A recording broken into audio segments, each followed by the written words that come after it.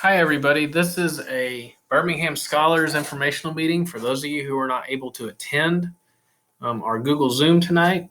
I'm going to go through our PowerPoint and I'm going to go through the timeline, and we're going to see what questions we can get answered for you tonight. First of all, just congratulations. Congratulations on being named as a Birmingham Scholar. We're just thrilled, and I know that you've worked really hard to get to this point. You should be very proud of what you've done.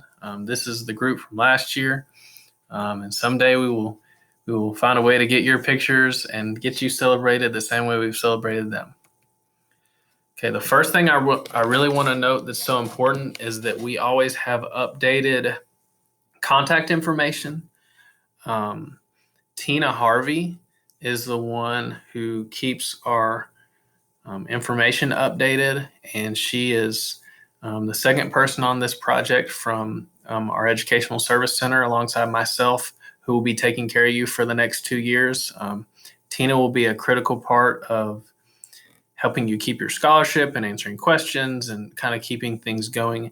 And she's actually the one that makes sure you get paid. So you want to have this email address down. As far as information, we are going to pull our contact information for both parents and students directly from Skyward. If that information is out of date or for some other reason inaccurate, then we need you to email Tina and let her know that information is not accurate. Students, you need to start thinking that you will get a university email address and a university physical address over the summer and next fall. When you have those things, again, please email Tina. We need to be able to get a hold of both students and parents to keep that information flowing. It's very, very important that we know both the address at university and the home address. So Tina will take care of all of that for the next 2 years. Just email her. Right now, we're getting information from whatever you have saved in Skyward. Just a little bit about the Pearl Birmingham Scholarship Fund. This was established in 1947 in recognition of, this was established by T.F. Birmingham in recognition of his sister, Pearl Birmingham, who was a teacher, who had passed away in 1946. This scholarship has been funded for, I believe, 62 years now, based on 1,000 shares of common stock in the Standard Oil Company of Ohio. It used to be given to just the valedictorian at Wiley High School, and now it is expanded to 10 scholarship recipients annually at both of our high schools. And it's really just a great legacy and a great honor to her. You might notice other places around the district, the Birmingham name and the Birmingham funds. It's all a part of the same family, but this one is the one that was named in honor of Miss Pearl because she was a teacher. Okay, I want to look at timeline real quick, so I'm going to jump over and look at this PDF that is in your drive. All of this is in the bit.ly link. It will take you to this folder. We have made some adjustments to this timeline based on some things that were pointed out in the live meeting tonight. So it has been updated. Really, the next big date that I've simplified for you is to make sure to get your testing verification and your autobiography turned in. The question came up in the meeting, can you super score your tests? Yes, you can super score your tests. You just need to get me copies of those score reports so I can know how you're super scoring them. If you have trouble getting your ACT or SAT testing verification, and if you have any issues getting that information, I need you to reach out to me pretty quickly so I can work with the contacts I have at ACT and College Board and the data that we get to see if I can get your scores for you. We talked a little bit about GPA tonight. You don't have access to your 6-point ranking GPA on your unofficial transcripts. So we're going to go on the back end and pull that 6-point GPA for you because we want that 6-point weighted GPA so you can get credit for your weight as far as towards the Birmingham Scholarship.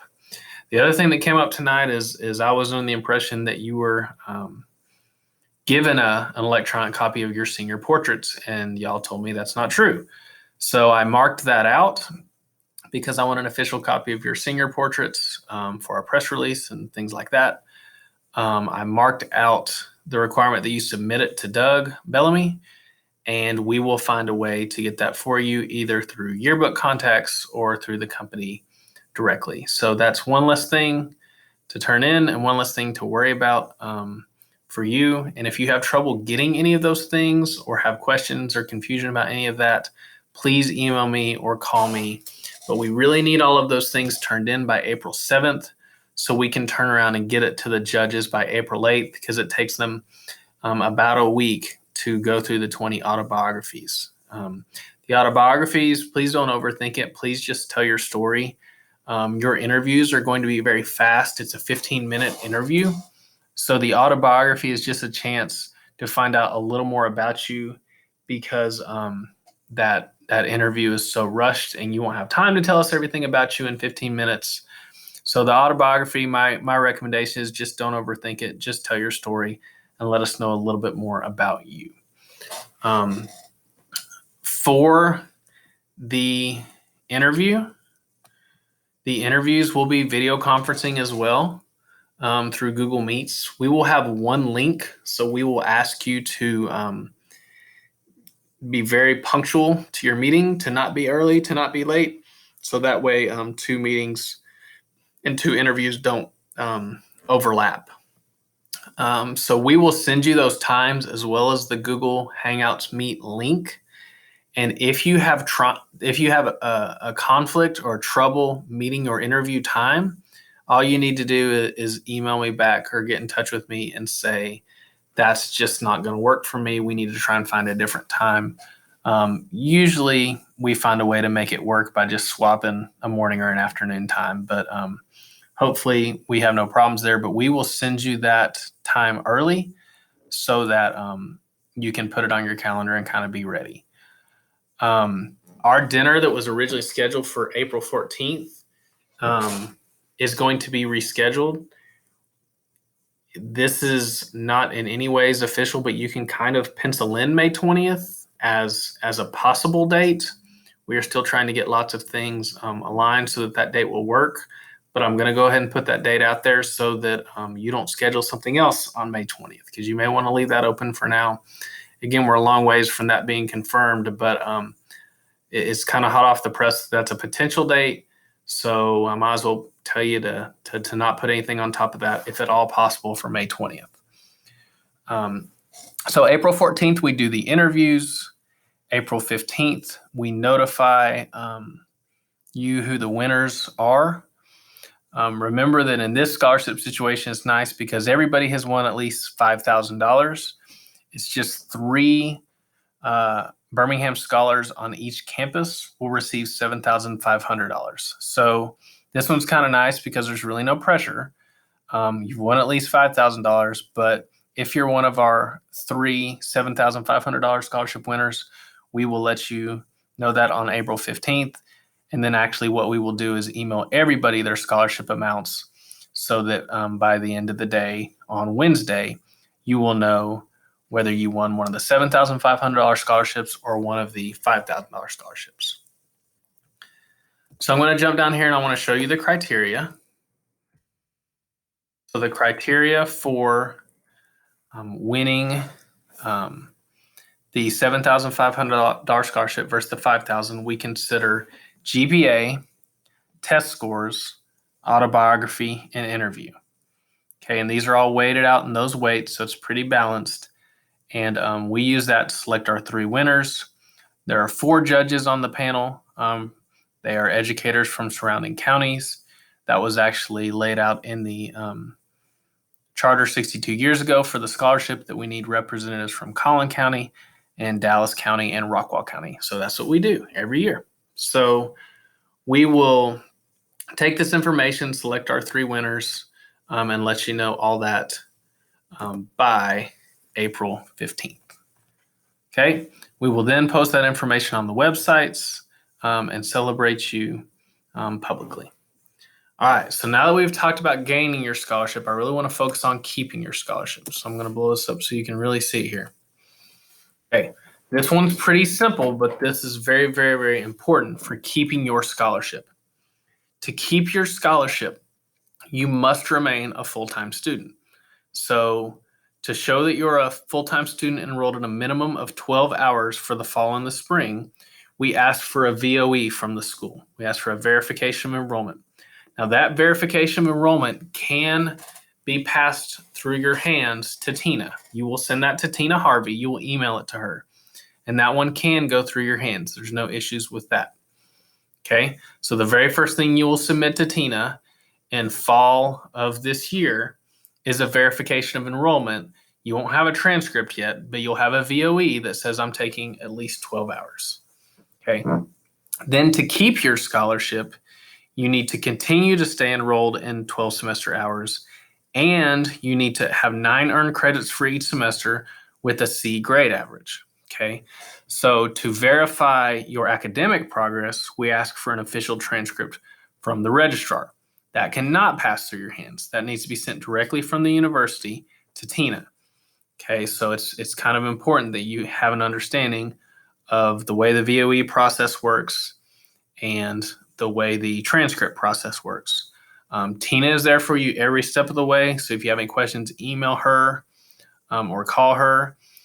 The kicker is you have to understand that these dates are very solid dates. We have to have the VOE by October 1st, and we have to have the VOE and transcript by March 1st. Okay. And this is the other thing that I really emphasized in the meeting, and I want to emphasize again. If there is something going on in your life, whether it's medical issues, whether it's delaying school, whether it's something happened during the semester in your family, if there's something that interrupts your schooling, then I need you to email me or call me. It is very, very important that you email me or call me if something happens. That's critical because the committee meets to determine if you can continue to keep your scholarship.